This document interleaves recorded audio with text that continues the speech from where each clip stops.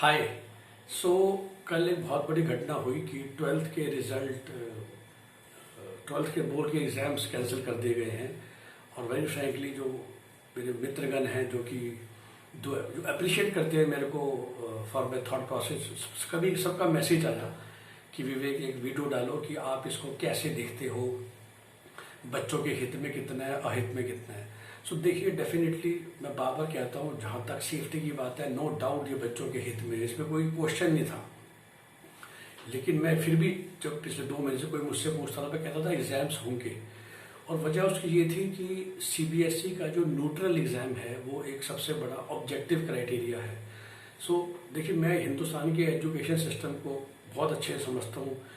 It is not कि भी मेरा बिजनेस है और मैं MBBS इंडिया, MBBS अब्रॉड या स्टडी अब्रॉड या एजुकेशन कंसल्टिंग, प्रोफाइल बिल्डिंग में हम और मेरी कंपनी काम करती है। It is more of my passion towards this sector, my passion towards education as a whole और my passion towards building careers of students. तो मैं एजुकेशन एज ए सेक्टर को तो पिछले 30 साल से फॉलो करता हूँ, जब मैं खुद ही 12 साल का था, 13 साल का। और क्यों मैं कहता था होना चाहिए एग्ज़ाम, और वह क्या दिक्कत होगी कि देखिए, काफ़ी बच्चों की जो तैयारी होती है वो बड़ी प्रोग्रेसिवली आगे बढ़ती है। तो हर तरह के बच्चे हैं, मोस्टली इंडिया में 8th तक बच्चे बिल्कुल खेलते हैं, 9th में थोड़ा सीरियस होते हैं, 10th में भी 2 तरह की फैमिली है। एक है जो बहुत बच्चों पे जोर मारती है कि भाई 10th में CBSE में बहुत अच्छे मार्क्स लाने, और कुछ फैमिलीज़ काफ़ी कैजुअली चलती हैं। स्पेशली फिर जो गवर्नमेंट स्कूल्स के बच्चे हैं, जो उनके पेरेंट्स हैं जो can not afford heavy tuitions, costly tuitions, वो 10th क्लास तक भी आराम से चलने देते हैं। 11th क्लास में आप अपनी स्पेशलाइजेशन चूज़ करते हो। कुछ बच्चे होते हैं जो कि एंट्रेंस एग्ज़ाम की तैयारी में लग जाते हैं, IIT, नीट हो गया, और आजकल तो क्लैट की तैयारी भी लोग 1 साल के कोर्स में कर रहे हैं। IPM लॉन्च कर चुके हैं 5 IIMs, तो जो कॉमर्स के स्टूडेंट्स मोस्टली लेते हैं, ऑफ कोर्स इंजीनियरिंग और कोई भी बच्चा ले सकता है उस एंट्रेंस एग्जाम्स को। बट अब काफ़ी कोचिंग्स ऐसी हैं जो पूरे 11th-12th बच्चे लेते हैं। So non medical engineering aspirants आपको JEE लेते की तैयारी करते मिलेंगे, मेडिकल नीट की तैयारी करते मिलेंगे। कॉमर्स स्टूडेंट्स आपको क्लैट की या IPM की तैयारी करते मिलेंगे, जिसमें आपके पूरे 1-1.5 साल जाता है।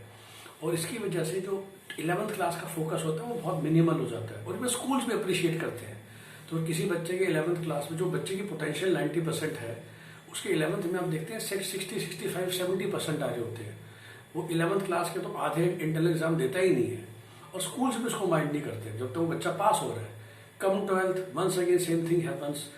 ये first term, second term, pre board, ये सब देखिए नोशनल एग्जाम थे, क्योंकि असली एग्जाम तो खाली CBSE का 12th का होता है। तो बहुत सीरियस बच्चे होते हैं जो इसको बहुत कैजुअली लेते हैं कि चलने दो, हमें क्या, सिर्फ हमें पास होना है, हमारे असली टारगेट। तो अब किसी भी देख लीजिए, JEE ने जब लॉन्च किया 12th, तो सिर्फ ये कहते हैं कि आपके 50% से ऊपर होने चाहिए ताकि आप JEE मेन में बैठ सको, और 75% से ऊपर होने चाहिए अगर आपको JEE एडवांस में बैठना है। तो most of the entrance exam के लिए 12th के मार्क्स इंपॉर्टेंट नहीं है। On the other hand universities like DU, जो कि बहुत ही कोवेटेड, बहुत ही लवली यूनिवर्सिटी है, पूरे हिंदुस्तान के बच्चे DU के कॉलेज से पढ़ने आना चाहते हैं, because fees is very low. 8-9 हज़ार रुपये साल में आप श्री राम कॉलेज और सेंट स्टीफन और हिंदू जैसे रेप्यूटेड कॉलेजेस में पढ़ते हैं, जहाँ 100% प्लेसमेंट होती है। वहाँ सिर्फ 12th की बेसिस पे होता है। सो 2 तरह के बच्चे होते हैं। एक होता है जो एंड एग्जाम की तकरीबन ओवरलुक कर देता है, और वो पूरा जोर मारते हैं 12th में मार्क्स लाने के, और ये वो, बल्कि मैं कहूँगा उल्टे हो गया। ये वो बच्चे थे जो शायद अभी तक एवरेज थे 60-70% वाले टिल 10th, टिल 11th। फिर ये लोग 12th क्लास में कोचिंग्स लेते हैं, ट्यूशन्स लेते हैं, एक्स्ट्रा एफर्ट डालते हैं, महंगी ट्यूशन्स लगाते हैं। इनके पेरेंट्स अफोर्डेबिलिटी बढ़ाते हैं, अपने मीन से बाहर, मतलब चादर के बाहर पैर फैलाते हैं। मैं जानता हूँ सब बच्चों को, चादर से बाहर पैर फैला के बच्चों को महंगी ट्यूशन दिलवाते हैं कि बस अब 12th में एक बार CBSE में 94% मार्क्स आ जाए ताकि DU सीट मिल जाए। स्पेशली जो दिल्ली NCR के बच्चे हैं, और ये बहुत है, तो DU में अगर 1 लाख सीटें हैं तो इमेजिन कीजिए, और CBSE जो बार बार कहते हैं 1.5 करोड़, उसमें दिल्ली के ही तो 10 लाख बच्चे होते हैं, दिल्ली NCR के 12th क्लास के, या जितने भी होते हैं 7-8 लाख। तो एक बच्चे वो हो गए जो वैसे बहुत ब्रिलियंट हैं लेकिन CBSE को सीरियसली नहीं लेते हैं। एक और बच्चे ऐसे हैं जो वैसे अबव एवरेज थे, लेकिन वो CBSE 12th को बहुत सीरियसली लेते हैं for the DU admissions and most of the central universities admission, जहाँ पर 12th के बाद मार्क्स पर एडमिशन हो रहा है। और बस उन्हीं के लिए ये सब अनफेयर होने वाला है, क्योंकि वो जो बच्चे जिनके 10th में मार्क्स एवरेज थे, 11th में एवरेज थे और 12th में वो जोर मार रहे थे पिछले 6 महीने में महंगी ट्यूशन लगवा के, वो सब बोर्ड को देख रहे होते हैं। लेकिन जो इनका क्राइटेरिया, अगर हम 10th वाले को फॉलो करेंगे कि भाई स्कूल अपने लास्ट 3 ईयर के एवरेज, तो स्कूल ने तो ये इन्होंने बोल दिया है कि ठीक है पिछले 3 साल की परफॉर्मेंस देख लीजिए 10th 11th 12th। अब आप समझिए कि क्या दिक्कतें हैं। बच्चे की आपने परफॉर्मेंस देखी, वो कह रहे हैं कि 10th के CBSE के भी कंसीडर कर लो, 11th के भी कर लो। आई जस्ट सेड 2 तरह के बच्चे, एक जो 10th में बहुत अच्छे मार्क्स लाए थे पर इस बार भी कम आने वाले थे, उनको एक्स्ट्रा मिल जाएंगे क्योंकि उनकी 10th की परफॉर्मेंस बहुत अच्छी थी, तभी वो नीट और IIT की तैयारी कर रहे हैं और IPM की तैयारी कर रहे हैं। On the other hand 10th वाले बेचारे कम थे और 12th में जोर मारना चाहते थे, उनको बल्कि कम दिए जाएंगे क्योंकि 10th में देवर एवरेज स्टूडेंट्स। फिर ये बड़ा फर्क पड़ता है कि कुछ लोग होते हैं जो 10th तक वैसे ब्रिलियंट होते हैं, क्योंकि 10th तक की पढ़ाई ना इंडिया में बहुत सिंपल है, लेकिन 11th 12th में जब भाई कॉमर्स और साइंस लेते हैं तो I have seen students 10th 98%, 9.8 CGPA, 12th 72-74 for the very simple reason.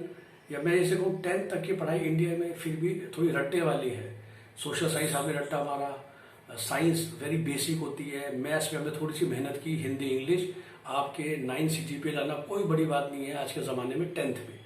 पर यही बच्चा मैंने कई बार देखा है 12th में उसके 70s में आ रहे होते हैं और 11th में तो 50s में आ रहे होते हैं, फिर वो महंगी ट्यूशन लगाते हैं तो 70s तक पहुंचते हैं।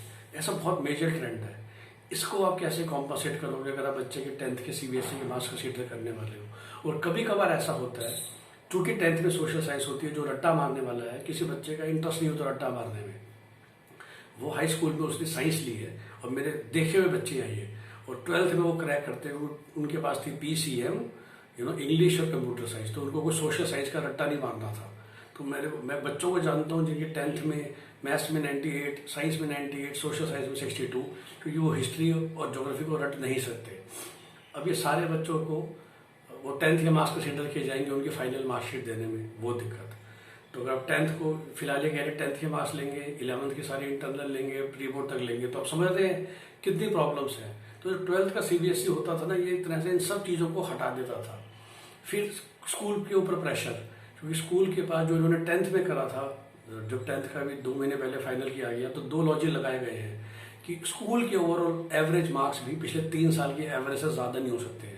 तो लास्ट 3 साल में जो भी स्कूल की बेस्ट परफॉर्मेंस थी एवरेज, उससे ऊपर आप बच्चों को एवरेज मार्क्स नहीं दे सकते। और दूसरा, यही रूल हर सब्जेक्ट पे भी लागू होता है। तो लास्ट 3 साल में आप बेस्ट ईयर अपना ले लेते हो, अगर आपके स्कूल में 100 बच्चे थे और इंग्लिश में 90 से ऊपर 22 बच्चों के थे, तो इस साल भी आपको 22 बच्चों को ही 90 से ऊपर देने हैं। अब पेरेंट्स कितना लड़ेंगे? पेरेंट्स जिनको कम मार्क्स मिलने की उम्मीद होगी वो स्कूल में जाके लड़ेंगे, जिनको ज़्यादा मार्क्स मिल रहा हो तो खुश रहेंगे।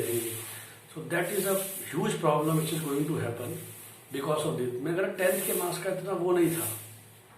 सबको पता है कि 10th के मार्क्स का फिलहाल जो इंडिया में वैल्यू होती है वो भी कुछ स्कूलों में, कि कुछ बड़े स्कूल ये कहते हैं कि 10th में 80% से कम में तो हम आपको साइंस नहीं देंगे, मेडिकल और मेडिकल नहीं देंगे, और वो शायद पेरेंट्स से आपस में बात करके सुलटा लिया होगा। इसलिए हमने कोई मेजर ह्यू एंड क्राई नहीं देखी है वो 10th एग्जाम्स। सिर्फ शायद एक IIM की एंट्रेंस एग्जाम, क्योंकि हम उसकी तैयारी भी करवाते हैं for the IIM interviews and all that, तो मुझे उस पर डीप नॉलेज है कि सिर्फ 10th के मार्क्स वहाँ कंसिडर होते हैं, क्योंकि जब आप IIMs में जाते हैं तो 10th के मार्क्स से भी कुछ वेटेज होती है, और शायद इस चेंजेस की वजह से वो IIMs उसको चेंज कर दे। सो 10th के मार्क्स की जो रियल सिग्निफिकेंस थी वो खाली वहाँ थी और वो हट गई। और 12th के मार्क्स की सिग्निफिकेंस बहुत जगह चलती है, और आई होप कि देखते हैं अगले 1.5 महीने में कैसे होता है। मेरी गट फील यही है कि बहुत इश्यूज होंगे, बहुत कलेश होंगे। 90% पेरेंट्स खुश हैं क्योंकि उनको पता होता है कि उनके बच्चे 60-70 रेंज में थे, पर ये जो 90% की रेंज के बच्चे थे ना, देखिए श्रीराम कॉलेज ऑफ कॉमर्स में तो दिन के ही सीटें हैं 400 या 500 BCom ऑनर्स की, और एक एक सीट के लिए ना पूरी इंडिया का बच्चा फाइट मारता है। तो जिसको उम्मीद थी श्रीराम कॉलेज ऑफ कॉमर्स में जाने की, जिसको उम्मीद थी सेंट स्टीफेंस में जाने की, जिसको उम्मीद थी हिंदू हंसराज में जाने की, वेंकटेश्वरा में जाने की, लेडी श्रीराम में जाने की, सेंट जेवियर्स बॉम्बे में जाने की, प्रेसिडेंसी कलकत्ता में जाने की, वो बच्चे और उनके पेरेंट्स कैसे अगला एक्शन लेते हैं वो देखने लायक होगा। That would be funny. Bye bye, thank you.